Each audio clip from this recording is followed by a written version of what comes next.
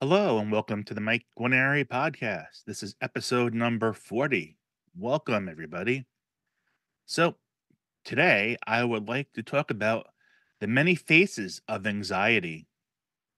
So, let's face it, everybody, I would say, has experienced anxiety, some form of it, whether it's persistent from a anxiety diagnosis or anxiety disorder, or whether it's just fleeting anxiety from a particular situation. Everyone's experienced anxiety. So when I meet people or talk to people and they tell me they suffer from anxiety or they have such bad anxiety, my first thing I say is to them is, well, what are you doing to treat it? What's your treatments like? And invariably, the answer I get is, what do you mean? No, I dig a little deeper and say, "Well, what do you have anxiety about? Where is it coming from?" "Oh, you didn't have enough money to buy the new car you wanted or whatever, or you didn't get the promote you were worried about getting the promotion." And I get that. Things like that can cause anxiety, but it causes an anxiety, I don't know, I guess you'd say an episode. It's fleeting. Once the situation passes, the anxiety passes, and we've all experienced that. And that's fine, and I give complete respect to people who have had anxiety in that way, and, their anxiety and their feelings are very real, but it's a completely different level.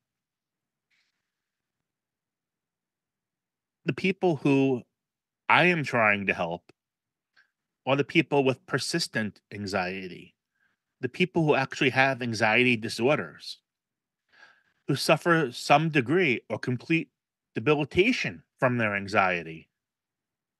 The people like me who need help just to get through just to get through the day and to live their life as normally as possible, right?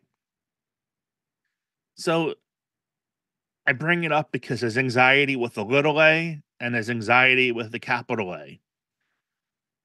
Both are valid, but they're very different. And it just, you know, it'd be nice if people wouldn't be taking little a anxiety and comparing it to big A anxiety. It's two completely different animals. And to be honest, because of little a, I find a lot of people think everybody who says they have anxiety is little a and just don't understand that there is a big A and what it means and how much more severe it is. So there are people who do understand anxiety more than just the little a type. Be doctors and therapists and people who've learned about it or people close to people who have anxiety. My wife knows a lot about anxiety just from dealing with me. And people who have anxiety who are diagnosed, and unfortunately, there's probably a lot of people out there suffering from anxiety disorders who have not gotten diagnosed and gotten help. But most of us who have, were put in buckets. General anxiety disorder, social anxiety disorder, this anxiety disorder. And that's all great. And it's a great categorization system. I don't dispute that. But the problem is, there's many, many faces to anxiety. There are different triggers. Everybody is different. What triggers my anxiety, it might not trigger yours, and vice versa. There are just so many potential triggers and so many situations. I don't even want to do the math to figure out how many combinations or possibilities there are. So there's just tons of faces of anxiety. And to make things even more complicated is the treatments to anxiety. Not every treatment impacts a person the same way as the next person. And even if we're just talking about medication, everyone reacts differently to medications. I remember when I switched providers to a new provider for anxiety treatment, and they actually had me take a DNA test, a certain test, which is supposed to tell you which medications might work best for you. I don't think the report held anything, because the medications I'm on now, the combination and the dosages is nothing near what this report said. But everybody's different. Maybe what I'm doing right now, the medication I'm taking won't work for you. Maybe what's working for you won't work for me. So we can't cookie cutter this stuff. I mean, I know for me personally, it took an entire year for me to find the right medications and the right dosages for that fog to lift, for some of that anxiety to go away. And it's the same thing for therapists. Everyone's going to respond differently to different types of therapy.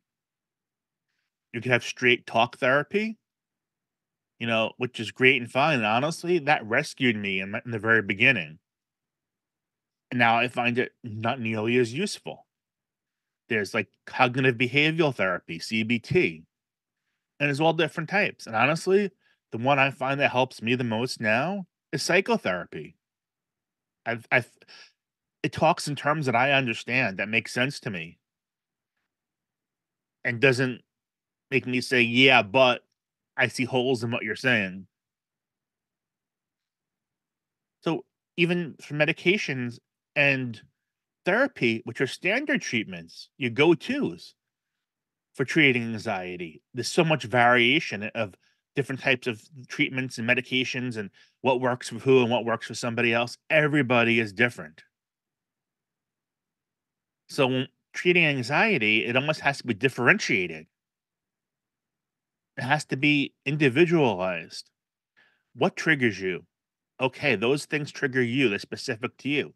What can we do to treat them as far as medications and therapy go, or other practices, or other um, strategies and whatnot? And I fear all too often that's not done well enough. So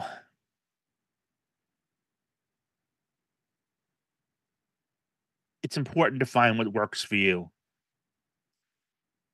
And if you noticed what I've said since the beginning of this podcast is that I am researching, learning about, and testing ancient ways and practices to see if any might be useful in treating the symptoms of anxiety and depression. First of all, I say might be useful in treating them. And then I say I test them and to see what my results are and report it back to you, whether I think this is a worthwhile exercise for you to try. I never make any promises. So I know the practices that I've been finding that work for me might not work for you, but at least it's an idea. It's a thought. It's something that worked for somebody. Hey, if it worked for Mike, maybe it'll work for me. It's worth trying. That's kind of how I look at it. There's no magic pill. There's no shortcut, but we all can get to the bottom of our anxiety. Look, it's a disease that's never going to go away. We have to learn to manage it and deal with it. And I know we can. I know everybody can. It's just a matter of the right approach. And most importantly, not being put in a cookie cutter where everybody is exactly the same as far as what triggers them and what causes their anxiety and how they're treated, what treatments they have. So that's my mini rant on the many faces of anxiety. If you haven't already, went over to MikeGuarneri.com and signed up for my email list. I encourage you to please go ahead and do so now. The link is in the description of this podcast slash video. I have a book or guide coming out um, in the somewhat near future, and I don't want you to miss any announcements about it. It's going to be pretty cool. So I hope everybody had a great weekend, and until tomorrow, stay well.